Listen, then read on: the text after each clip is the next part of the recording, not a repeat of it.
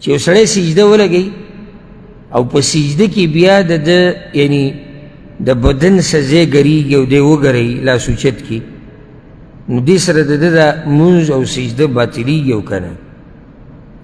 الجواب، اول دا خبره یاده کړئ چې سجده په 7 اندامونو باندې لګول دا واجب دی. حدیث ته صحیح بخاری او صحیح مسلم دی. عبدالله ابن عباس رضی الله عنهما وی پیغمبر صلی الله علیه وسلم دا خبره کړې ده، امرت ان اسجد على 7 اعظم، ما ته دا امر کړی شوی دی چې زه په 7 اندامونو باندې سجده ولګوم.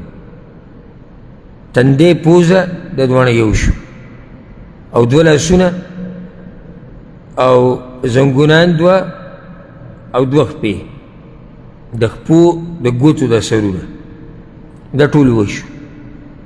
نو دا واجب دی چې ته به سجده په دې باندې لګې، الا که په دې کې یو اندام داسې چې هغه زخمي او سړی معذور یې، هغه جدا خبره ده، استثنایي حالات دي.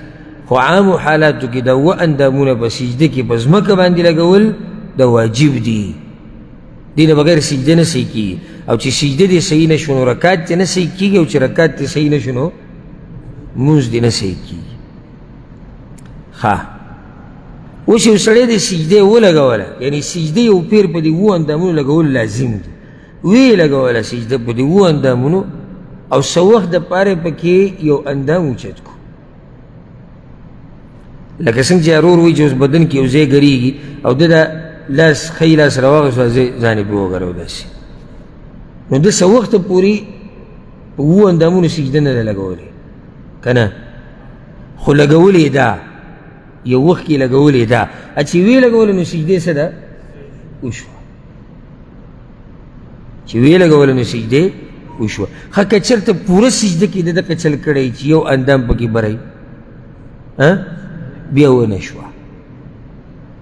لکه بعض ملګري دا تپوس کوي، بعض کسان چې سجدې له لاړ شي د خپې اوچتې کړي، د خپو دا ګوتې چې دی دا نه لګوي په دې ځمکه باندې. د هغې هم دا جواب دی، که چېرته د سجده د اول نه د اخره پورې د خپې اوچتې کړي نو سجده وشوه؟ نه ده شي.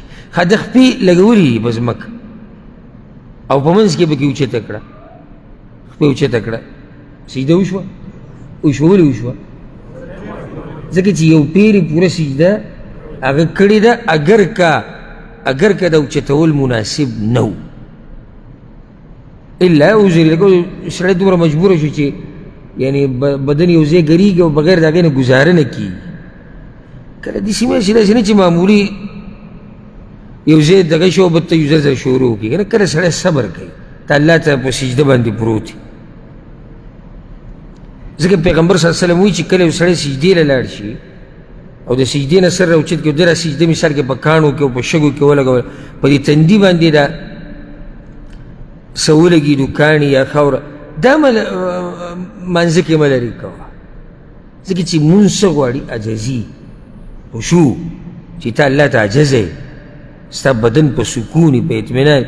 او دا نه چې دا ځای کله ګرې او کله دا ځای ګرې او بس پکې لا په مانځه کې او دا د الله نه حیا پکار، او دا بس پکې له منډه کله په یو خپه کېږي او کله په بله، کله په یو خپه کېږي او کله په بله، او څوک ټوپۍ پورې ونښلي او څوک به ګړۍ پورې ونښلي او څوک مخې ته ګوري او څوک ښۍ ته او ګس ته او یو ته او بل ته، دا ټولې طریقې غلطې دي.